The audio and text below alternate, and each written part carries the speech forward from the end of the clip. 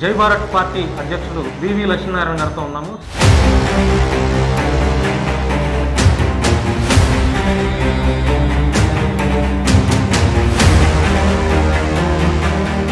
ఎందుకని రాజకీయాల్లోకి రావాలని మీరు ఎందుకని సార్? ఒక రాజకీయ పార్టీ పెట్టాలంటే చాలా డబ్బుతో కూడుకున్నటువంటి విషయం. మీకు ఫండింగ్ ఎక్కడి నుంచి వస్తుంది?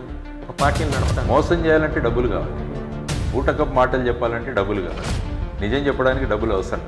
జై భారత్ పార్టీ నిజం చెప్తుంది కాబట్టి మాకు ఫండింగ్ అవసరం. ఎన్ని స్థానాల్లో ఈ రాబోయే ఎన్నికల్లో మీ పార్టీ పోటీలో? అన్ని స్థానాలకు పోటీ చేస్తాం సార్. ఎలా ఉంది వైఎస్ఆర్సీపీ పరిపాలన ఈ 4.5 ఏళ్ళలో? ఇంకా 3 నెలలు ఆగితే సార్. అంటే మీ అభిప్రాయం సార్, మీ అభిప్రాయం? ఏ ప్రభుత్వమైనా ప్రజల కోసం పని చేయాలి. వీళ్ళు చేసిన కొన్ని పనుల గురించి నేను ముందే మాట్లాడాను.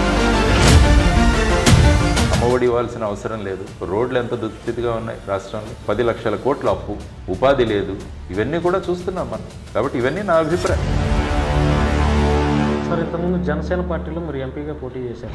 ఎందుకని అంటే మీరు ఆ పార్టీలోకి వెళ్ళారు, తర్వాత అసలు ఈ రాజకీయ పార్టీ పెట్టాలి జై భారత్ అనే ఒక నినాదంతో పార్టీ పెట్టాలన్న ఆలోచన ఎందుకు వచ్చింది? అంటే ఏమైనా స్ట్రగుల్ ఏదన్నా? అప్పు లేని రాష్ట్రంగా మారుస్తాం, అవినీతి లేని రాష్ట్రంగా మారుస్తాం, డ్రగ్స్ లేని రాష్ట్రంగా మారుస్తాం, రౌడీయిజం లేని రాష్ట్రంగా మారుస్తాం.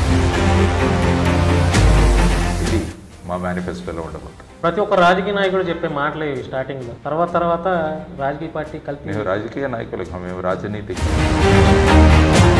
రాజకీయాలంటే బూటకప్ మాటలు చెప్పడం, మోసం చేయడం. పార్టీలోనే ప్రజాస్వామ్యం లేనప్పుడు ఇంకేం ప్రజాస్వామ్యం తీసుకొస్తారు?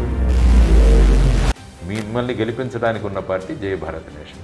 తడాకా చూపిస్తానంటారు అయితే? డెఫినెట్గా తడాకా అంటే. సార్, పవన్ కళ్యాణ్ గారితో మీకున్నటువంటి విభేదాలు ఏంటి సార్?